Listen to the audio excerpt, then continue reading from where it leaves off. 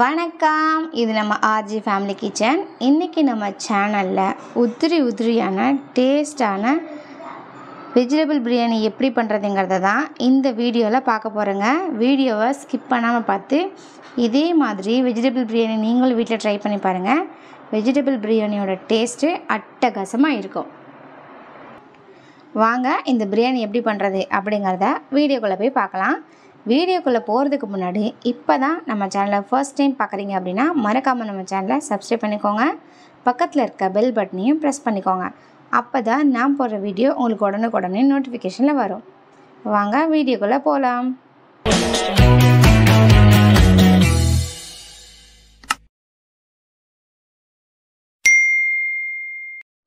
குக்கரில் ரொம்ப சிம்பிளான டேஸ்டியான வெஜிடபிள் பிரியாணி எப்படி பண்ணுறதுங்கிறது தான் இந்த வீடியோவில் பார்க்க போகிறோம். ஸோ அதனால் குக்கர் வந்து ஹீட் பண்ணிக்கோங்க. அதில் ஒரு 2 டேபிள் ஸ்பூன் போல் கடலை எண்ணெய் சேர்த்துக்கலாம். ஆயில் சூடாயிடுச்சு. சின்ன துண்டு பட்டை, 3 கிராம்பு, ஒரு ஸ்டார் பூ, 2 ஏலக்காய், சின்னதாக மராட்டி மொக்கு, சும்மா கொஞ்சமாக கல்பாசி, 2 பிரியாணி இலை, கொஞ்சமாக சோம்பு சேர்த்துட்டு அடுப்பை லோ ஃப்ளேமில் வச்சுக்கோங்க. 1 நிமிஷம் மட்டும் நல்லா வதக்கிக்கோங்க. சோம்பு பொரிஞ்சதுக்கப்புறம் ஒரு 3 பச்சை மிளகாயை கீரி எடுத்து வச்சுருக்கேன், அதை சேர்த்துக்கலாம். நம்ம சேர்த்த பச்சை மிளகாய் வந்து ஆயிலில் நல்லா பொரிஞ்சதுக்கப்புறம் ஒரு மீடியம் சைஸ் வெங்காயம் 2 பெரிய வெங்காயம் எடுத்து இந்த மாதிரி பொடி பொடியாக நறுக்கி எடுத்து வச்சுருக்கேன், அதையும் வந்து இது கூட சேர்த்துக்கலாம். வெங்காயம் வந்து நல்லா பொன்னிறமாக வர அளவுக்கு நல்லா வதக்கிக்கலாம். இப்போ வந்து அடுப்பை ஹை ஃப்ளேமில் வச்சுட்டு இது ஒரு 2-3 நிமிஷம் வந்து நல்லா வதக்கிக்கலாம். வெங்காயத்தை வந்து நல்லா பொன்னிறமாக வதக்கணும் அப்படின்னா பிரியாணி வந்து நல்லா சுவையாக இருக்கும். அதனால் வெங்காயத்தை வந்து நல்லா பொன்னிறமாக வதக்கிக்கோங்க. பாருங்கள், வெங்காயம் வந்து நல்லா பொன்னிறமாக வந்துருச்சு. இந்தளவு நல்லா பொன்னிறமாக வந்ததுக்கப்புறம் இஞ்சி பூண்டு பேஸ்ட்டு சேர்த்துக்கலாம்.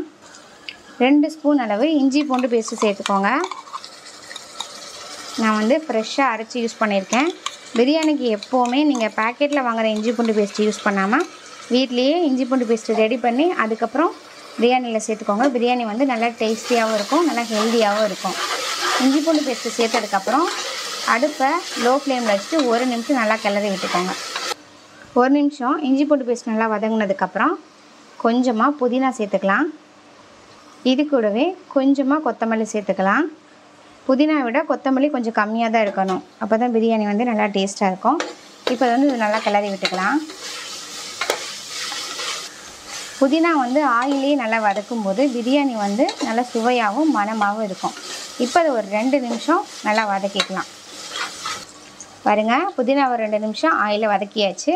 இப்போது மீடியம் சைஸ் தக்காளி பார்த்திங்களா, அது வந்து ஒரு 2 தக்காளி எடுத்து பொடியாக கட் பண்ணி எடுத்து வச்சுருக்கேன், அதை இது கூட சேர்த்துட்டு நல்லா மூடி போட்டு மூடி ஒரு 3 நிமிஷம் நல்லா வதக்கிக்கோங்க. தக்காளி வந்து நல்லா வதங்கி வரட்டும்.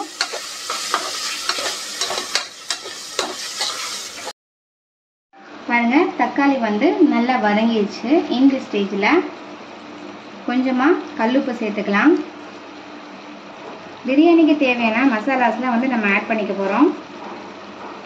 கொஞ்சமாக மஞ்சள்தூள், 1/2 ஸ்பூன் அளவு காஷ்மீரி மிளகாய்த்தூள் சேர்த்துக்கலாம். உங்கள்கிட்ட காஷ்மீரி மிளகாய்த்தூள் இல்லை அப்படின்னா நம்ம நார்மலாக யூஸ் பண்ணுற மிளகாய்த்தூளே யூஸ் பண்ணிக்கலாம். 1 ஸ்பூன் அளவு பிரியாணி மசாலா வந்து சேர்த்துக்கலாம். நான் வந்து எல்லா மசாலாவுமே கொஞ்சம் கம்மியாக தான் சேர்த்துருக்கேன், ஏன்னா நம்ம வந்து பச்சை மிளகாய் சேர்த்துக்கோ இல்லைங்களா, அதனால் இது பிரியாணி வந்து காரமாக தான் இருக்கும். மசாலாஸ் வந்து அதுக்கு தகுந்த மாதிரி நம்ம ஆட் பண்ணிக்கலாம். 1/2 ஸ்பூன் அளவு மல்லித்தூள் சேர்த்து நல்லா கிளறி விட்டுக்கலாம். இதை ஒரு 1 நிமிஷம் நல்லா கிளறி விட்டுக்கோங்க.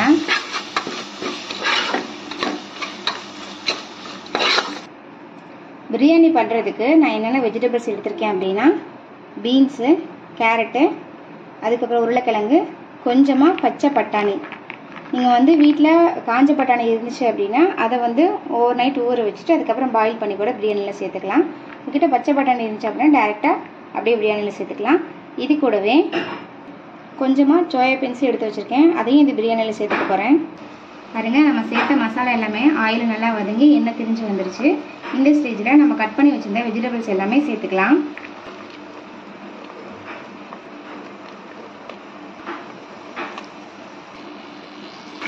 நம்ம சேர்த்த வெஜிடபிள்ஸ் எல்லாமே நல்லா கிளறி விட்டுக்கலாம். அடுப்பை ஹை ஃப்ளேமில் வச்சுட்டு ஒரு 2 நிமிஷம் குக் பண்ணிக்கோங்க. அடி பிடிச்சிடாமல் நல்லா கிளறி விட்டுட்டே இருங்க.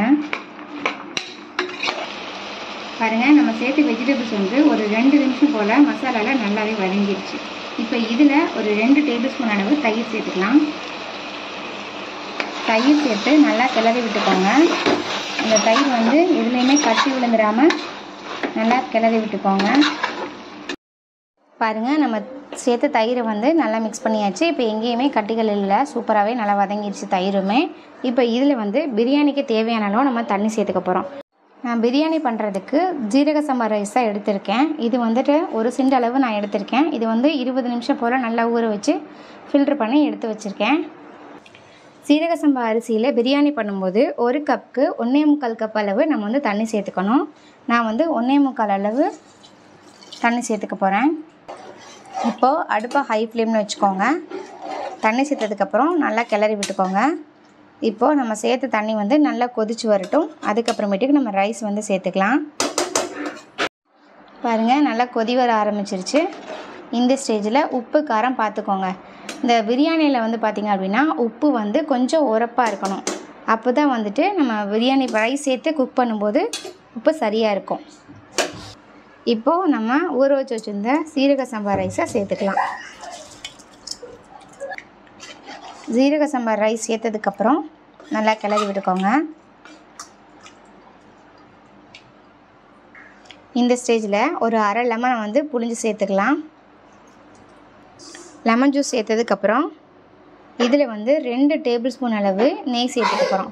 2 டேபிள் ஸ்பூன் போல் நெய் சேர்த்ததுக்கப்புறம் ஃபைனலாக இதில் கொஞ்சமாக புதினா சேர்த்துக்கலாம்.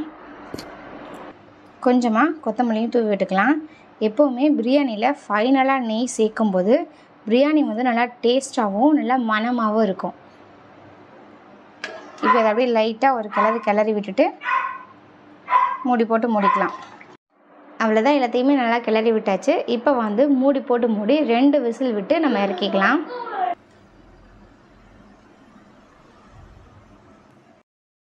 பாருங்கள், 2 விசில் விட்டு தம் இறங்கினதுக்கப்புறம் சூப்பராகவே வெஜிடபிள் பிரியாணி ரெடி ஆயிடுச்சு.